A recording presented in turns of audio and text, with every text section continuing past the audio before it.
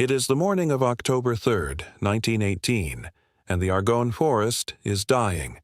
The trees here have been stripped to white splinters. The mud is so deep it has swallowed men whole. And somewhere in a concrete bunker, not far from the village of Charlevoix, a soldier crouches over a small wooden box, his hands shaking not from the cold but from the knowledge of what he is about to do. Around him, the walls are vibrating from artillery. The air smells of cordite and something worse.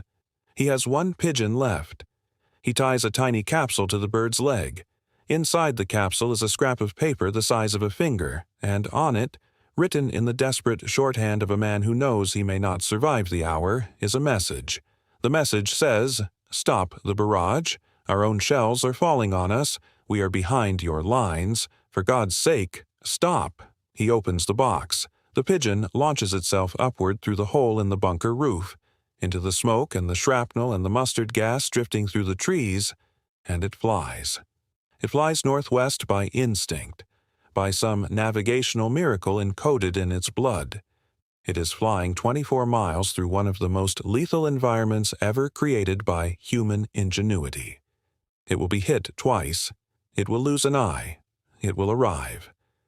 That bird was not British.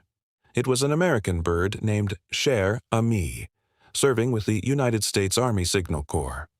But the story of why it existed, why it could fly that far, why it had been trained to do precisely this, why entire military bureaucracies had organized themselves around a creature that weighs no more than a bag of sugar. That story begins in Britain, and it begins much earlier than most people realize. The carrier pigeon was not a clever wartime improvisation. It was the product of decades of institutional investment, scientific breeding, and the slow, grinding recognition that when everything else fails, when the telephone wires are cut, when the runners are dead, when the wireless sets are under artillery fire, the only reliable messenger is one that does not understand that it is supposed to stop. To understand why Britain built a secret pigeon corps, you have to understand the particular horror of communication in the First World War. Before 1914, military planners across Europe had developed their tactics around the assumption that messages could be passed with reasonable speed and reliability. Horses carried dispatches. Runners moved between positions. Telephone lines increasingly connected headquarters to forward units. In theory, a commander could know what was happening on his front within minutes. The Western Front destroyed every one of these assumptions. The landscape that emerged after the summer of 1914 was not a landscape designed for human movement. It was a landscape that actively punished it. No man's land, that strip of churned earth between the opposing trench lines, could be anywhere from 30 meters to several kilometers wide. Crossing it under fire required either extraordinary luck or extraordinary stupidity, and even those who made it across typically carried their message in their memory rather than on paper, because paper could be captured. Telephone lines, laid at enormous effort across the surface of the ground or buried at shallow depth, were severed by shell fire within hours of being laid. Artillery bombardments, which preceded every major offensive, were designed not merely to kill soldiers but to destroy the infrastructure that connected them. Cutting communications was as deliberate a military objective as capturing ground. The result was that in the opening hours of virtually every major British offensive between 1915 and 1918, the commanders directing the operation knew almost nothing about what was actually happening. Reports traveled at the speed of a running man crossing terrain designed to kill running men. By the time any intelligence arrived at headquarters, the situation it described had often changed beyond recognition. Men died in their thousands waiting for reinforcements that were delayed because nobody knew where they were needed. The statistics are worth sitting with. During the Battle of Loos in September 1915, the British Expeditionary Force suffered approximately 60,000 casualties in 3 days. Historians of the battle have noted, repeatedly, that a significant proportion of those casualties resulted not from superior German tactics or fighting ability, but from the catastrophic failure of communication between the front line and the officers who controlled the reserves. Reserves were committed late, in the wrong places, against positions that were already consolidated. The men who might have exploited the early British gains did not move until the moment for exploitation had passed, not because the commanders were incompetent, but because the messages that should have guided their decisions had not arrived. Something had to change. Something faster, more reliable, and more resistant to shell fire than a wire or a runner. The answer was, improbably, a bird. The Directorate of Army Signals had been experimenting with carrier pigeons since 1914, but it was not until 1916 that the organization began to take the matter seriously enough to warrant what could genuinely be called an institutional commitment. The man most responsible for transforming that commitment into a functioning system was Alfred Osman, a civilian who had been one of Britain's leading pigeon fanciers before the war. Osman understood something that many military officers did not, that a carrier pigeon was not simply a bird that could be pointed in a direction and released. It was the product of years of careful husbandry, selective breeding, and systematic training, and its reliability under extreme conditions depended entirely on the quality of that investment. The birds used by the British military during the First World War were, by and large, the Belgian racing homer, a breed that had been developed over several generations specifically for its homing instinct, its speed, and its stamina. A well-trained Belgian racing homer could fly at speeds approaching 96 kilometers per hour, 60 miles per hour, over short distances, and could maintain speeds of 64 to 80 kilometers per hour, 40 to 50 miles per hour, over journeys of more than 160 kilometers, 100 miles. Its homing instinct, the still only partially understood neurological mechanism that allows it to navigate back to its home loft regardless of distance or conditions, was the result of both genetic predisposition and careful conditioning. The training of a pigeon for military use was not a quick process. Young birds, known as squabs, were introduced to their home loft within the first weeks of life, during a developmental window in which the homing instinct appears to become fixed. They were then transported progressively further from that loft and released, building up their navigational capacity in stages. A bird that had been successfully trained could be transported to a forward position, held in a mobile loft or a wicker basket for days or weeks, and then released to fly back to its home loft with a message. The critical factor was that the bird always flew towards home, which meant the message always moved in one direction, from the front line to the rear, from the soldier who needed help to the commander who could provide it. By 1918, the British Expeditionary Force was operating over 20,000 carrier pigeons on the Western Front alone. They were kept in mobile loft wagons, drawn by horses or lorries, which moved with the advancing or retreating lines to ensure that the bird's home loft remained within practical flying distance of the soldiers using them. In fixed positions, permanent loft stations were established, each numbered and catalogued within a network that stretched across the whole of the British sector. The pigeons themselves were numbered, their training records kept meticulously, their condition monitored by handlers who had often been pigeon fanciers in civilian life and brought to their work a genuine expertise that no amount of military instruction could have replicated. The manufacturing scale of the enterprise, though that seems an odd word to apply to living creatures, was substantial. Breeding stations in Britain produced thousands of birds annually. The selection process was rigorous. Birds that failed to return reliably or that showed signs of poor navigation or physical weakness were culled from the program. Those that performed consistently were used as breeding stock, their genetic traits preserved in the hope that their offspring would inherit the same reliable homing instinct. It was, in its way, a form of industrial-scale genetic engineering, conducted with the pragmatism of men who needed results and the expertise of men who had spent lifetimes working with these animals. The first time a British carrier pigeon saved a significant number of lives under combat conditions, the records are frustratingly incomplete. This is not unusual. The administrative apparatus of the First World War was enormous, but the preservation of those records was uneven, and the contributions of the Pigeon service were often absorbed into broader Signal Corps reports rather than recorded as separate actions. What survives is fragmentary, but what survives is extraordinary. At the Battle of the Somme, in the summer and autumn of 1916, pigeons carried messages through barrages that had severed every telephone line in the British sector. Handlers reported birds returning with shrapnel wounds, with missing feathers, with injuries that should have grounded any living creature. One documented account from the 6th Division describes a bird that arrived at its loft with a message capsule still attached, but with injuries to both wings. It had apparently crawled the final portion of its journey. Estimates suggest the pigeon service on the Somme carried thousands of messages that would otherwise never have been delivered. Exact numbers remain uncertain, records remain classified or lost. If you are finding this interesting, a quick subscribe helps more than you know.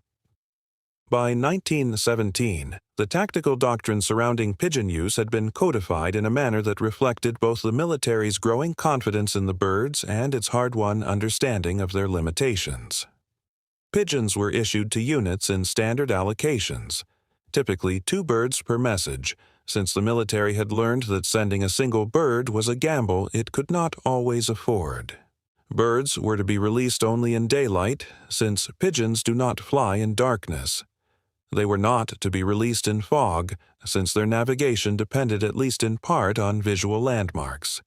They were not to be held in the forward area for longer than a week if possible, since prolonged confinement in unfamiliar surroundings could, though it did not always, affect the reliability of their return. What the doctrine could not account for was mustard gas. Mustard gas, dichlorodiethyl sulfide, had been introduced by the Germans in July 1917, during the Third Battle of Ypres. Unlike the chlorine and phosgene that had preceded it, mustard gas was not primarily designed to kill immediately. It was designed to persist. It settled into the soil, pooled in shell craters, clung to the surfaces of wooden structures and canvas and leather. It caused severe blistering of the skin and mucous membranes, temporary blindness, and lung damage. Men who passed through a mustard gas area could carry it on their clothing and equipment for hours, spreading contamination to those around them. Its presence transformed entire sections of the battlefield into zones that were, effectively, uninhabitable for days after a bombardment. The pigeons flew through it anyway. The birds' respiratory systems were, if anything, more vulnerable to gas than human lungs. Early reports from handlers in the Ypres sector described birds arriving with eye damage consistent with gas exposure, their feathers contaminated, their condition markedly worse than birds that had flown equivalent distances in clean air. Some birds did not arrive at all. Whether they succumbed to the gas, were brought down by other means, or simply lost their way in the disoriented, landmark-obliterated landscape of the salient is impossible to know with certainty. What the records do show is that the birds that survived kept flying. The homing instinct, whatever its neurological basis, was apparently stronger than the instinct to descend. The German equivalent of the British pigeon service was broadly similar in concept, but appears to have been less extensively developed by 1918. German forces used carrier pigeons primarily for fixed communications between bunkers and command posts, rather than for the mobile, field-level communications that characterized British use. German pigeon doctrine, based on the available records, assumed that the birds would operate from permanent lofts rather than mobile stations, which limited their effectiveness during the rapid advances and retreats of the war's final year. The American Pigeon Service, which came into operation after the United States entered the war in 1917, was substantially modeled on the British system, with direct advisory input from the Directorate of Army Signals. The 25,000 birds deployed by the American Expeditionary Forces by the end of the war were, in many cases, sourced from British breeding stocks, and the training protocols used by American handlers drew heavily on the manuals developed by British signal officers. It is one of the less heralded pieces of Anglo-American military cooperation, but it was genuine and consequential. The French operated a parallel system that was arguably better resourced in the early years of the war, given France's longer tradition of civilian pigeon racing and its larger domestic breeding stock. French carrier pigeons served with distinction in the defense of Verdun in 1916, in circumstances that have been well documented and that stand as some of the most dramatic pigeon actions of the entire conflict. The French system and the British system operated alongside each other rather than in coordination, which led to occasional inefficiencies in sectors where French and British forces were operating in close proximity. No other belligerent developed a carrier pigeon capability of comparable scale. The Austro-Hungarians made limited use of pigeons in the Italian theater. The Ottomans do not appear to have developed a systematic program. The sheer logistical investment required, the breeding stations, the training infrastructure, the mobile lofts, the trained handlers, was beyond the capacity of powers whose military communication systems were already struggling.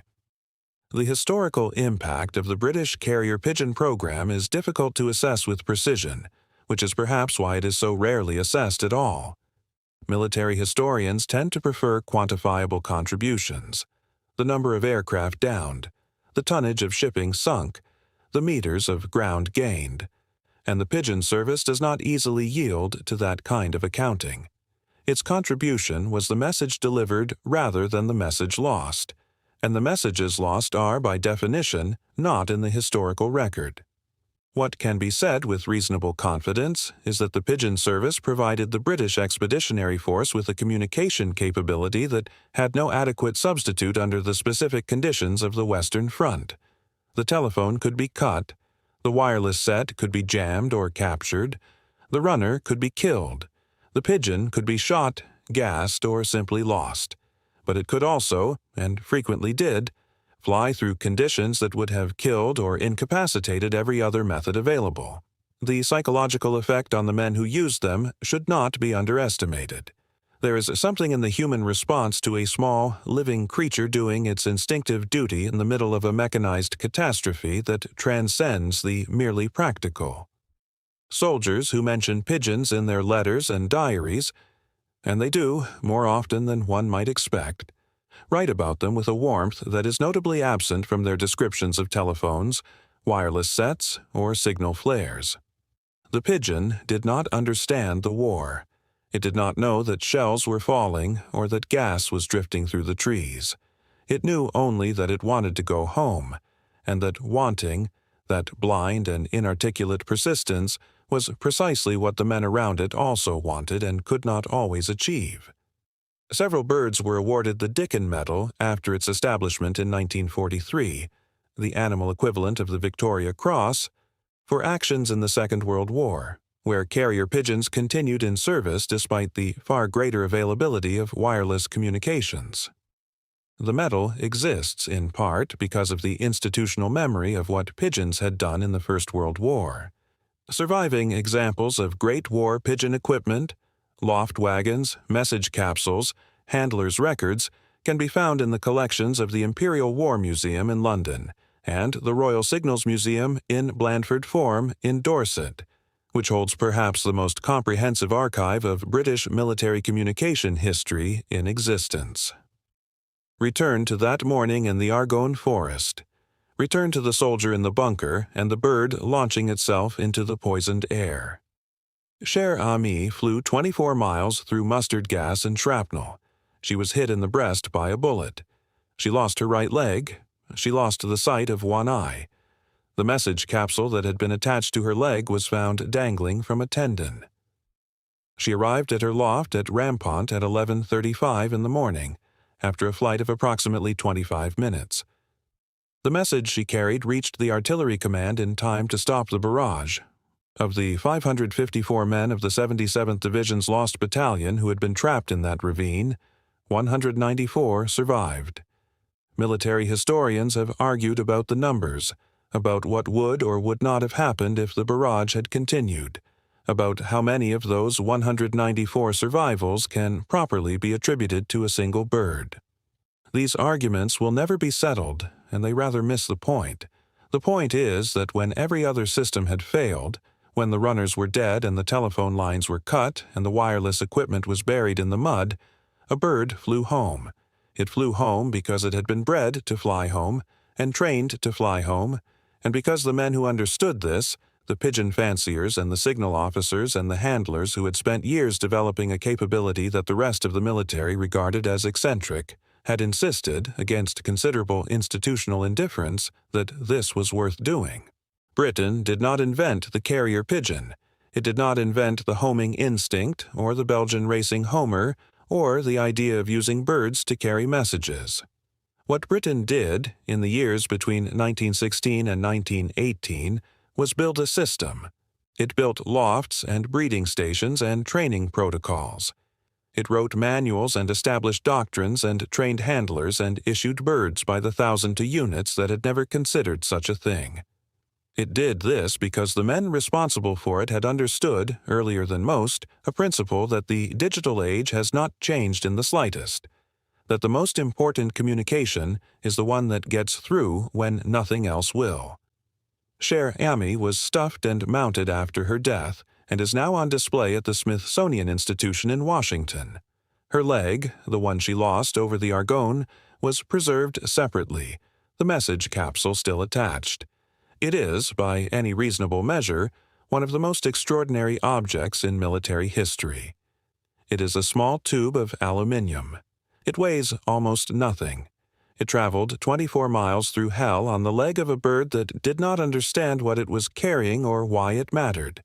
It mattered because the people who built the system understood something that artillery and gas and wire and mud could not destroy, that the will to go home, once it is sufficiently cultivated, is among the most reliable forces in nature.